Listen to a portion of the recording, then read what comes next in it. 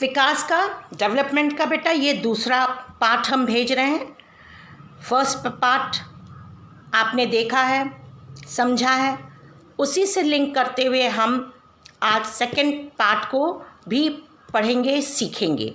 ये डेवलपमेंट या विकास चैप्टर का सेकंड पार्ट है और हम दोनों वीडियोस को एक ही दिन भेजेंगे ताकि हमारा कोर्स जल्दी से ख़त्म हो, क्योंकि बहुत चैप्टर्स हैं, बहुत लेंदी चैप्टर्स हैं, हमको हाफ ईयरली से पहले कंप्लीट करना है बेटा। और हफ्ते में केवल एक ही दिन मिल रहा है, so it is not possible to complete the course. So I hope you will cooperate with me. तो आगे बढ़ते हैं बेटा। सेकेंड पार्ट में हम आज पढ़ेंगे इन्फेंट मोर्टालिटी रेट। तो इसको हिंदी में बोलते हैं शिशु मृत्यु दर। What is infant mortality rate? बेटा आप बुक में सब कुछ दिया है, ठीक है? आप धीरे धीरे इस चैप्टर को पढ़ते जाएं, हमारे वीडियो से सीखते जाएं। तो आप चाहें तो नोट्स को भी लिख सकते हैं। What do you mean by infant mortality rate? शिशु मृत्यु दर क्या है? तो हम इंग्लिश और हिंदी दोनों में बताएंगे आपको, आप चाहो तो लिख सकते हो। Indicates the number of children that die before the age of 1 year as a proportion of 1000 live children born in that particular year। फिर से सुने। Indicates the number of children that die before the age of 1 year as a proportion of 1000 live children या alive children born in that particular year। तो आप हिंदी में भी इसको सीखें। शिशु मृत्यु दर, किसी वर्ष में पैदा हुए लाइव, जैसे अभी हमने बताया, किसी वर्ष में पैदा हुए 1000 जीवित बच्चों में से 1 वर्ष की आयु से पहले मर जाने वाले बच्चों का अनुपात दिखाती है। क्या? शिशु मृत्यु दर। किसी वर्ष में पैदा हुए 1000 या 1000 जीवित बच्चों में से 1 वर्ष की आयु से पहले मर जाने वाले बच्चों का अनुपात दिखाती है, उसका रेशियो बताती है। तो इस तरीके से हमने शिशु मृत्यु दर के बारे में सीखा, इन्फेंट मोर्टालिटी रेट के बारे में सीखा। अब हम दूसरा डेफिनेशन आपको बता रहे हैं, लिटरेसी रेट।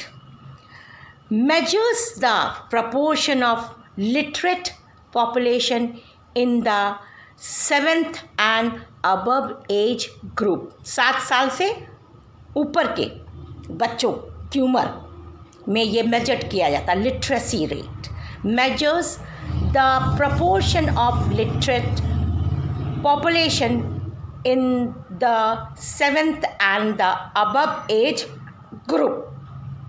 इसको हिंदी में बोलते हैं साक्षरता दर। 7 वर्ष और उससे अधिक आयु के लोगों में साक्षर जनसंख्या का अनुपात। तो जो लोग साक्षर हैं, पढ़े लिखे हैं, उनका ये अनुपात है। तो आप इस तरीके से देख सकते हैं। अब net attendance ratio. Net attendance ratio क्या है? Is the total number of children of age group 14 and 15 years attending school as a percentage of total number of children in the same age group। फिर से आप देखें, net attendance ratio is the total number of children of age group 14 and 15 years attending school as a percentage of total number of children in the same age group. उसको आप हिंदी में देखिए, निवल उपस्थिति अनुपात। निवल उपस्थिति अनुपात 14 से 15 वर्ष की आयु के स्कूल जाने वाले कुल बच्चों का उस आयु वर्ग के कुल बच्चों के साथ उसका परसेंटेज, प्रतिशत। तो ये इसको बोलते हैं, इसके अंदर आप प्रति व्यक्ति आय को भी देख सकते हैं। तो प्रति व्यक्ति आय क्या है? पर कैपिटा इनकम। तो उसको हम कैसे मेजर करेंगे? तो एक एग्जांपल हम आपको बता रहे हैं। तो पर कैपिटा इनकम, प्रति व्यक्ति आय, measures of development in India. तो उसका हम कैसे निकाल सकते हैं? Maharashtra will be considered the most developed and Bihar is less developed state. ठीक है, तो आप इस तरह से देख लें। तो इसके पर कैपिटा इनकम के बारे में ही हम जानते हैं तो सीखते हैं। अब इस तरीके से आप देखें कि सेकेंड है Kerala in India most progressive, सबसे ज़्यादा प्रगतिशील राज्य है इन टर्म्स ऑफ एजुकेशन, शिक्षा में, and the literacy and the health, स्वास्थ्य में। इसमें आप प्रगतिशील है किसमें? एजुकेशन में, लिटरेसी में और हेल्थ में। तो ये तीनों चीज़ों में हमारा जो केरला है ये लीडिंग स्टेट्स है। तो इस तरीके से आप देख सकते हैं। एक और एग्जांपल केरला का आप ले लीजिए। Kerala top the list among the states with 94% of literacy rate. Kerala में जो है 94% जो है साक्षरता है। फिर आप देखिए Kerala rank first in the country both in male and female in the literacy. Less population growth, यहाँ पर क्या है? सबसे कम पॉपुलेशन का ग्रोथ है, और साथ में the lowest infant mortality rate है, सबसे कम शिशु मृत्यु दर यहाँ पर होता है। तो ये सारी चीज़ें एक साथ केरला स्टेट में मिलती है, जिससे कि केरला टॉप पर है। हमारे देश का सबसे जो है आगे है, ये सभी चीज़ों में केरला स्टेट सबसे आगे है, एजुकेशन में भी, हेल्थ में भी, और साथ में लिटरेसी में भी। इसमें जो है मेल और फीमेल दोनों का एजुकेशन बराबर ही है, कोई बल्कि लेडीज़ का ज़्यादा है। मतलब आपने देखा होगा, अगर मेन और फीमेल मतलब पुरुष और महिलाएं दोनों का अनुपात बराबर है। फिर हम देखते हैं पर कैपिटा इनकम। इसकी भी डेफिनेशन आप चाहें तो लिख सकते हैं। Per capita means average income per person. ठीक है, so per capita income is the average income of the people of the country during the year. एक साल में देखा जाता है कि वहाँ पर कितना इनकम हुआ, हमारे देश की इनकम को, पर कैपिटा इनकम। तो प्रति व्यक्ति आय किसी देश की कुल राष्ट्रीय आय को कुल जनसंख्या से भाग देने पर प्राप्त राशि को प्रति व्यक्ति आय कहते हैं। तो आप इस तरीके से एवरेज निकाल लीजिए, कुल जितना भी जनसंख्या है उससे जो है हमारे देश की राष्ट्रीय आय से जनसंख्या, कुल जनसंख्या से भाग देने पर, डिवाइड करने पे, और सारा जो है जो भी परसेंटेज निकलता है वो हमारे पर कैपिटा इनकम होता है। तो how per capita can be calculated. तो आप बहुत सुंदर तरीका है, हाउ पर capita income is calculated. It is calculated by dividing national income by the total number of population in the country। तो इस तरीके से आप total number of national income को टोटल नंबर ऑफ पॉपुलेशन से आप इसको डिवाइड करके निकाल सकते हैं। तो जैसे कि आपने पर कैपिटा इनकम लिखा, ऊपर नेशनल इनकम लिखा, और नीचे क्या लिखेंगे, जो अपॉन करके total percentage of the country. तो इस तरीके से आपका परसेंटेज निकल जाएगा। प्रति व्यक्ति आय की गणना कैसे की जाती है, तो हिंदी वाले बच्चों के लिए हमने अभी बताया कि प्रति व्यक्ति आय की गणना कैसे की जाती है। तो आप इसको सीखेंगे। इसकी गणना देश में जनसंख्या की कुल संख्या से राष्ट्रीय आय को विभाजित करके की जाती है। अर्थात आपने प्रति व्यक्ति आय लिखा इज इक्वल टू, फिर आप राष्ट्रीय आय लिखेंगे और अपॉन देश की कुल संख्या। तो इससे आपका क्या निकल आएगा, हमारे जो प्रति व्यक्ति आय निकल आएगी हमारे देश की नेशनल इनकम से। टोटल पॉपुलेशन को जब हम डिवाइड करेंगे तो इससे क्या निकलेगा, per capita income. Now the another topic is world development report. तो according to this world development report, the criteria of per capita income is used in the following two categories. सबसे पहले तो विश्व बैंक की विश्व विकास report, तो इसको हम किस तरीके से देख सकते हैं, तो इसको आप देख सकते हैं दीज कंट्री विच हैव पर कैपिटा इनकम $, से हम इसको निकाल सकते हैं। तो उस तरह से आप इसको, जैसे कि देश की प्रति व्यक्ति आय $, से आप जो भी जैसे जो है वो आपने इसमें लिखा 12,736 प्रति वर्ष या उससे अधिक है, तो वो क्या है, समृद्ध देश है, मतलब बहुत ही प्रॉस्पेरस कंट्री है। तो इस तरीके से हम इसकी वर्ल्ड की विश्व रिपोर्ट के ज़रिए से हम इसको वर्ल्ड डेवलपमेंट रिपोर्ट निकाल सकते हैं। तो आप इस तरीके से आप देख सकते हैं कि हम आयों को कैसे निकालें, तो आपके बुक में है बेटा, उससे आप उसको सीख सकते हैं और उसको निकाल सकते हैं। अब सेकंड टॉपिक है जो ज़्यादा इम्पॉर्टेंट है, ह्यूमन डेवलपमेंट रिपोर्ट। तो इसको आप इस तरीके से ह्यूमन डेवलपमेंट रिपोर्ट को कैसे निकालेंगे, तो इसका जो शॉर्ट वर्ड है United Nation Development Programme, UNDP है। Compare development of countries on the basis of educational level of the people, their health and per capita income। इसको हम कैसे निकाल सकते हैं, जैसे यूनाइटेड स्टेट्स डेवलपमेंट प्रोग्राम को लोगों के जो शिक्षा के स्तर है के आधार पे, उनके स्वास्थ्य और प्रति व्यक्ति आय के आधार पर देशों के विकास की तुलना में करते हैं। तो इस तरीके से आप देख सकते हैं। फिर विभिन्न देशों के विकास की तुलना करने के लिए उनकी आय सबसे महत्वपूर्ण विशेषताओं में से एक है। हम कभी भी किसी दूसरे की कंट्री से अगर अपने देश की आय को, अपने इनकम को हम कंपेयर करते हैं, तो सबसे पहले हमें दूसरे कंट्रीज़ की इनकम को देखना होगा, तब अपनी इनकम को निकाल के उससे कंपेयर करना होगा।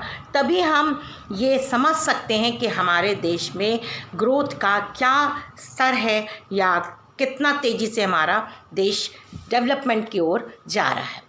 तो सबसे पहले ये है कि अधिक आय वाले देशों को कम आय वाले देशों की तुलना में अधिक विकसित और समृद्ध माना जाता है। तो जैसे कि बहुत तेज़ी से जो डेवलपमेंट कर रहा देश, तो भाई जाहिर सी बात है कि उसको ज़्यादा डेवलप माना जाएगा, उसको ज़्यादा प्रॉस्पेरस माना जाएगा, न कि जो कम डेवलपमेंट कंट्रीज़ हैं। तो इस तरीके से आप देख सकते हैं, ये माना जाता है कि उच्च आय के साथ कोई भी व्यक्ति जो कुछ भी अधिक आय पसंद करता है उसका आनंद ले सकता है, जिसका अर्थ है कि सभी चीज़ों को मानव को चाहिए। जैसे कि एक ह्यूमन बीइंग को सब चीज़ चाहिए, केवल डेवलपमेंट नहीं, केवल मनी नहीं, केवल सैलरी नहीं, केवल इनकम नहीं, पर और भी बहुत सी फैसिलिटीज़ हैं जो उसको चाहिए। This is considered that with high income one can enjoy what ever one likes. मतलब ज़रूरी नहीं है हमें जो पसंद है हम उसको इन्जॉय कर सकते हैं। More income means more of all things that human beings need. मतलब ज़्यादा इनकम होगा तो हम बहुत ही ज़्यादा अच्छी तरीके से रह सकते हैं, चीज़ों का इस्तेमाल कर सकते हैं, बहुत ही ऐशो आराम से रह सकते हैं। तो इस ऐसा कि कहा जा सकता है। और जो कम मतलब कम और जिसकी आय होती, इनकम होती, तो वो उसी में अपना खर्चा चलाता है, तो उसी में अपने को एडजस्ट करता है। तो इस तरीके से विकास के लिए, हमें आगे बढ़ने के लिए हमको हर तरीके से आगे बढ़ना होगा। For comparing the development level of a country, total income of a country is not a useful measure because all the countries have different population. ज़रूरी नहीं है कि केवल हम आय और पॉपुलेशन से ही कैलकुलेट कर ले डेवलपमेंट को या पर कैपिटा इनकम को। अगर हमें पर कैपिटा इनकम को अगर हम जानना चाहते हैं तो हमें उसको डिवाइड करना पड़ेगा पॉपुलेशन से, लेकिन इनकम को। लेकिन इसमें क्या दिया गया है, किसी देश के विकास स्तर की तुलना किसी देश के कुल आय के लिए एक उपयोगी उपाय नहीं है। मतलब इसको हम बहुत कुछ नहीं कह सकते हैं कि बिल्कुल एक्यूरेट आएगा, क्योंकि किसी देश की आबादी, हर एक देश की आबादी अलग अलग है। हमारे हिंदुस्तान की देख लीजिए सबसे ज़्यादा है। वहीं देखिए अभी जो कि वैक्सीन की बात हो रही है आज के डेट में कि वैक्सीनेशन, सही बात है, हमारे इंडिया में इतनी जनसंख्या है कि जिस तरीके से दूसरे यूएस वगैरह ने लगा लिया जल्दी जल्दी कि मतलब उनके कंट्री में पूरा लग गया या थोड़े से बाकी हैं, हमारे कंट्री में ये पॉसिबल नहीं है, क्योंकि हमारे कंट्री के हिसाब से जो पॉपुलेशन है वहाँ तो बहुत कम है। तो इस तरीके से इस बात का एग्जाम्पल तो हमारे सामने ही है ना, ये वैक्सीनेशन का। तो हम इस तरीके से देख सकते हैं कि हम डेवलपमेंट की जब बात करते हैं तो हम अपने देश को थोड़ा पिछड़े ही समझते हैं दूसरे देशों से, यूएस वगैरह से। क्योंकि जो डेवलपमेंट का यहाँ, हमारे यहाँ हर तरीके के लोग हैं, हर स्टेट ज़्यादा है और कोई कम डेवलपमेंट है। तो इसी तरह से कंट्रीज़ भी हैं, कोई कंट्री में बहुत ज़्यादा डेवलपमेंट है, बहुत ज़्यादा पर कैपिटा इनकम है, हमारे यहाँ पर कैपिटा इनकम कम है, क्योंकि हमारे यहाँ सारे परिवार के लोग नहीं काम करते हैं। अब जैसे आप देखिए अमेरिका में बुढ़े भी 80 साल का भी एज्ड मैन भी काम करता है, हमारे यहाँ बुज़ुर्ग काम नहीं करते, बच्चे काम नहीं करते। और अमेरिका इंग्लैंड में तो बच्चे पढ़ते भी हैं और काम भी करते हैं, पार्ट टाइम जॉब भी करते हैं और वो उसी पैसे से अपनी पढ़ाई को भी करते हैं। हमारे यहाँ बच्चे नहीं, क्योंकि हमारे यहाँ पेरेंट्स हैं जो अपने बच्चों को पूरी सुविधाएं देते हैं, उनका पूरा खर्चा उठाते हैं। तो यही बात है बेटा कि डेवलपमेंट हम एक साथ सारी कंट्रीज़ को नहीं जोड़ सकते हैं, सबका डेवलपमेंट अलग अलग है, सबके इनकम अलग अलग है, हर एक देश का जो पर कैपिटा इनकम है वो सब अलग अलग है। तो इस तरीके से हम इस चीज़ को सीखते हैं। अब हम देख रहे हैं आर्थिक वृद्धि, ये इकोनॉमिक ग्रोथ क्या है, तो इसको भी आप सीख लें, इसके बाद हम इसको ख़त्म करेंगे। Economic growth simply means output.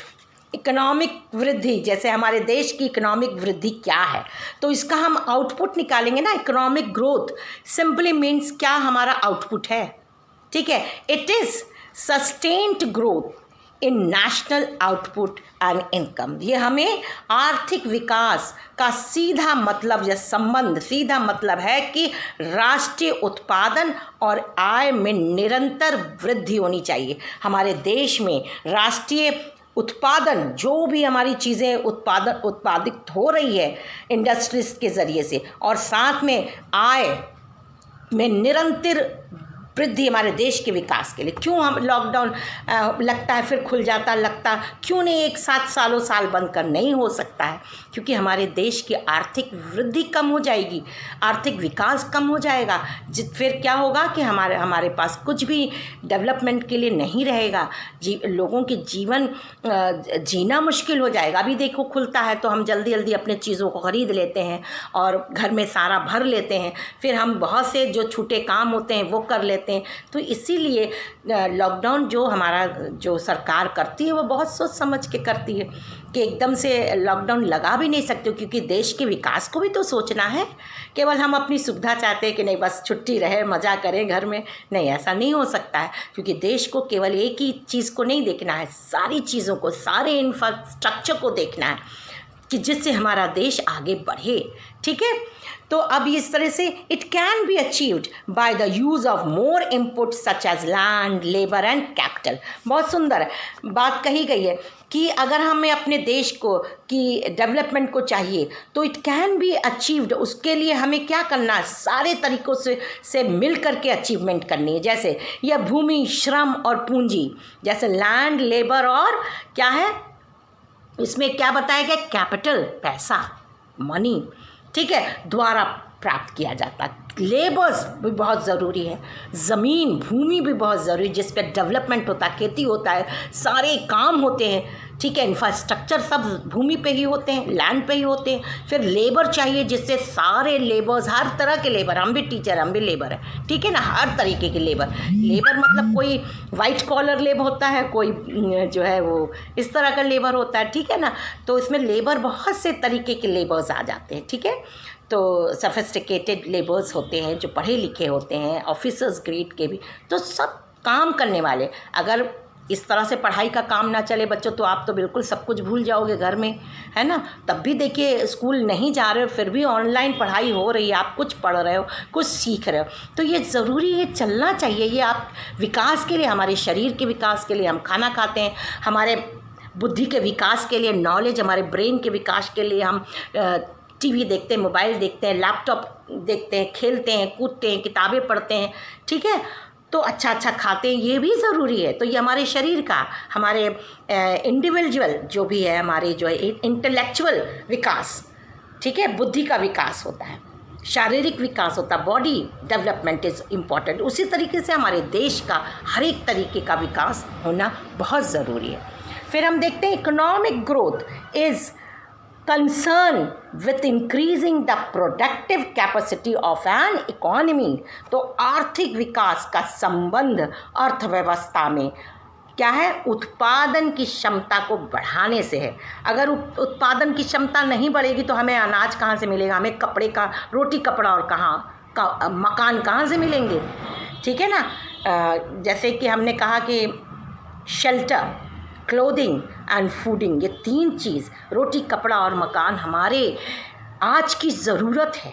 तो उसके लिए सभी को अपना घर चाहिए, सभी को खाने पीने के लिए एक से एक चीज़ चाहिए, सबको अच्छे अच्छे कपड़े पहनने, उसकी तो इच्छा, उसकी डिज़ायर कभी ख़त्म नहीं हो सकती है, ठीक है ना। तो इसी मारे बेटा ये देश का भी विकास बहुत ज़रूरी, बिना देश के विकास से हमारा विकास नहीं होगा, ठीक है। हम कैसे आगे बढ़ेंगे, हम कैसे इंजीनियर, डॉक्टर और बहुत सी और से जो भी आप कुछ बनना चाहते हैं बनेंगे। तो ये देश के विकास के लिए बहुत ज़रूरी है। तो आज हम ये 2 वीडियो आपको भेज रहे हैं बेटा। रिक्वेस्ट है कि आप ये चैप्टर्स को समझते जाएं, क्योंकि आपका यूनिट टेस्ट भी होगा, आपका हाफ ईयरली एग्ज़ाम भी होगा। तो आप ये ना सोचें कि वीडियो नहीं देखेंगे तो आप पास हो जाएंगे। आपको देखना है, जब भी समय मिले आप देखिए, समझिए, और अगर आपके पास बुक है तो आप बुक से भी इस चैप्टर को पढ़ के सीख लें। आपको यूट्यूब से भी डेवलपमेंट चैप्टर, आप सामाजिक विज्ञान खोलेंगे, विकास चैप्टर का आपको नोट्स मिल जाएगा, PDF मिल जाएगा, सब कुछ मिल जाएगा। और आप अगर नहीं समझ पाएंगे तो आप फिर से एक बार रिक्वेस्ट करेंगे तो मैं उसको फिर से समझाने की कोशिश करूँगी। इसी मारे मैं धीमे धीमे पढ़ा रही हूँ ताकि ये आपको समझ में आ जाए। Thank you student, God bless you all.